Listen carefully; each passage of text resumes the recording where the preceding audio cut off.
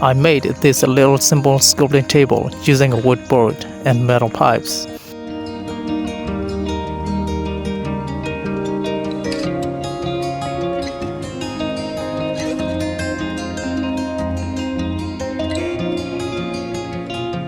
It was easy to make and not expensive.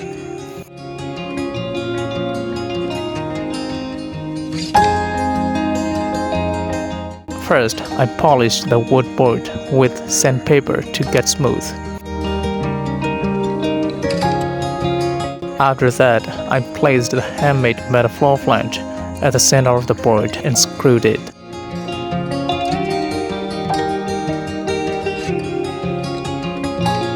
Now, it's ready to install the metal pipe.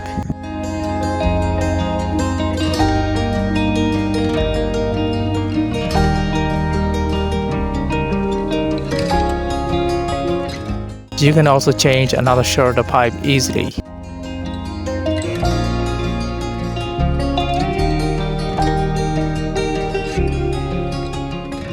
A 90-degree pen can also be used if you want. That's it. Please hit the subscribe button and ring the bell to know when the new videos are uploaded.